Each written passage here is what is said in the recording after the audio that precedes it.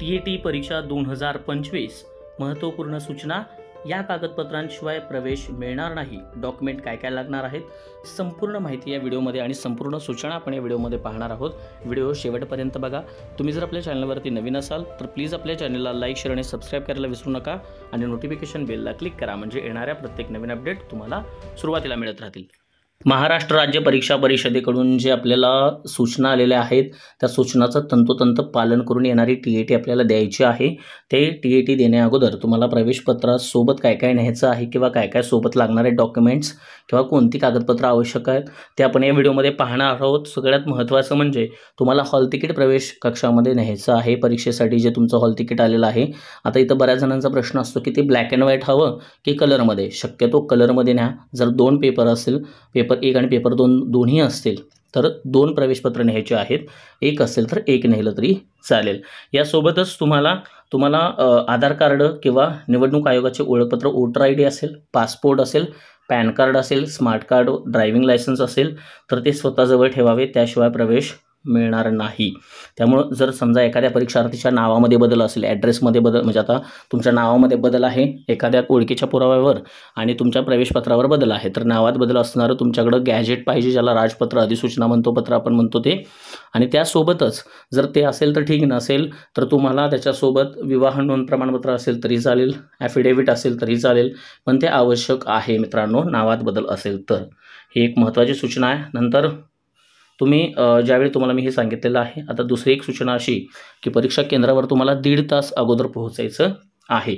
परीक्षा सुरू होण्या अगोदर परीक्षा केंद्रावरती तुम्हाला 1.5 तास अगोदर पोहोचायचं आहे। पेपर सुरू होण्यापूर्वी 20 मिनिटे आधी तुम्हाला परीक्षा दालनात प्रवेश झाल्यानंतर त्या कोणत्याही परिस्थितीमध्ये तुम्हाला प्रवेश परत मिळणार नाही। त्यामुळे 20 मिनिटं अगोदर तुम्ही ते 1.5 तास सेंटरवर अगोदर पाहिजे आणि 20 मिनिटं त्या परीक्षा दालनात पाहिजे, नाहीतर मग तुम्हाला प्रवेश परत मिळणार नाही। त्याच्यानंतर कोणत्याही प्रकारचं कॅल्क्युलेटर, पेजर कॅमेरा, डिजिटल घड्याळ, मोबाईल फोन, इतर कुठलंही साहित्य, पुस्तके असेल, वह्या असेल हे तुम्हाला परीक्षा केंद्रावर नेता येणार नाही। त्या दालनामध्ये आढळल्यास त्याच्यावर सक्त कारवाई होणार आहे। त्याच्यानंतर उत्तरे लिहिण्यापूर्वी प्रश्नपत्रिकेच्या मुखपृष्ठावरील ज्या सूचना असतात, उत्तरपत्रिकेवरील ज्या सूचना असतात त्या काळजीपूर्वक वाचायच्या आहेत। त्याच्यानंतर बघा आपले जो बैठक क्रमांक आहे ती नमूद असलेलीच उत्तरपत्रिका OMR शीट, तुम्हाला OMR शीट एक मी तुम्हाला दाखवेन, ती तुम्हाला प्राप्त झाल्याची खात्री करायची आहे। आपला त्याच्यावर बैठक क्रमांक आहे का बघायचा आहे। उत्तरपत्रिकेवरील माहिती व उत्तर नोंदवण्यासाठी काळ्या किंवा निळ्या बॉलपेनचा उपयोग केला तरी चालेल। बरेच जण म्हणतात की फक्त काळा ब्लॅक बॉलपेन वापरा, निळा राहू दे, काही अडचण नाही। काळा वापरा किंवा निळा वापरा, दोन्हींसाठी इथं परवानगी आहे आपल्याला, ठीक आहे। त्याच्यानंतर तुम्हाला जो संच कोड दिलेला आहे कुठल्याही ABCD कुठलाही असेल त्याचा गोल तुम्हाला प्रॉपर अचूक गिरवायचा आहे आणि त्याच्यानंतर स्वाक्षरीसाठी दिलेल्या चौकटीमध्ये तुम्हाला स्वाक्षरी करायची आहे। तसेच समवेक्षकाची विहित ठिकाणी स्वाक्षरी तुम्हाला घ्यायची आहे, ठीक आहे। जसा तुमचा कोड असेल, जसं तुमची उत्तरपत्रिका क्रमांक असेल तिथं तुम्ही सही करायची आहे आणि त्यांची स्वाक्षरी करून घ्यायची आहे, हे आवश्यक आहे। पेपर 2 साठी ज्या परीक्षार्थींनी जे ऐच्छिक विषय निवडलेले आहेत, म्हणजे ज्याचा सामाजिक शास्त्र आहे, सोशल सायन्स असेल किंवा मॅथ सायन्स, गणित विज्ञान मेथड असेल, ती ऐनवेळी तुम्हाला बदलता येणार नाही, याची सुद्धा तुम्हाला काळजी तिथं घ्यायची आहे।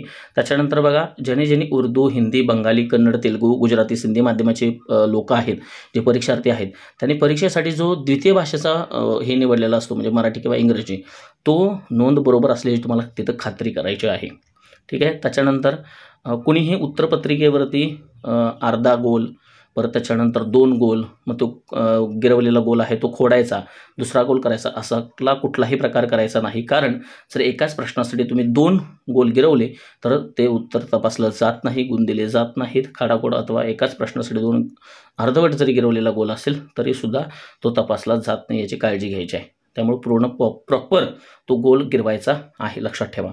प्रश्नपत्रिकेमध्ये सलग विभागनिहाय एकूण 150 प्रश्न असणार आहेत आणि त्याच्यासाठी वेळ असणार आहे तुम्हाला 150 मिनिटे, ठीक आहे। त्यामुळं जवळपास 2.5 तास असणार आहे 150 प्रश्नांसाठी। एका मिनिटाला एक प्रश्न तुमचा सोडवून झाला पाहिजे आणि प्रत्येक प्रश्नास एक गुण असणार आहे। सर्व प्रश्न सोडवणे आवश्यक राहील, निगेटिव्ह सिस्टीम नाही आहे, त्यामुळे सगळे प्रश्न सोडवायचे, एवढं लक्षात ठेवा। प्रत्येक प्रश्न वस्तुनिष्ठ स्वरूपाचा बहुपर्यायी प्रश्न असतात, आपल्याला माहिती आहे। त्याच्यामध्ये तुम्हाला तो उत्तर निवडून तुम्हाला गोल करायचा आहे। तुम्हाला उत्तरपत्रिकेवर कच्चे काम किंवा खाडाखोड करायची नाही आहे. तुम्हाला त्याच्यासाठी पाठीमागे शेवटच्या पानावर कोऱ्या जागेचा वापर करायचा आहे. तिथं तुम्हाला कोरं पान असतं, त्याच्यावरती तुम्हाला काही जर कॅल्क्युलेशन्स करायचे असेल तर तिथं करायची. परीक्षा विहित वेळ संपताच सोडवलेल्या आणि न सोडवलेल्या प्रश्नांची संख्या तुम्हाला त्या उत्तरपत्रिकेला दिलेल्या चौकटीत अचूक नोंदवायची आहे. कार्बन प्रिंटेड जे असते प्रत ते आपल्याकडे घ्यायचे आहे. उत्तरपत्रिका त्यांच्याकडे जमा करायची आहे. तशी स्वाक्षरीसुद्धा आहे का बघायचं आहे. त्याशिवाय परीक्षा दालन सोडायचं नाही. ह्या एक महत्त्वपूर्ण आणि अगदी महत्त्वाच्या सूचना होत्या. पाण्याची बॉटलसुद्धा तुम्ही आत घेऊ शकता, मात्र ती ट्रान्सपरंट पाहिजे. बाकीच्यांवरती जर काही अडचण आल्यास तर तुम्हाला त्याच्यावर अधिनियम 1982 अंतर्गत कारवाई होणार आहे. त्यामुळे कोणत्याही प्रकारचं गॅजेट वगैरे वापरायचं नाही आहे. ह्या महत्त्वपूर्ण सूचना TETसाठी होत्या. सर्वांना परीक्षेसाठी शुभेच्छा आणि सर्वांनी छान पेपर द्या. ठीक आहे. व्हिडिओ आवडला असेल तर चॅनलला लाईक, शेअर आणि सबस्क्राईब करा आणि उर्वरित व्हिडिओ आपल्या प्लेलिस्टमध्ये जाऊन पाहायला विसरू नका. धन्यवाद.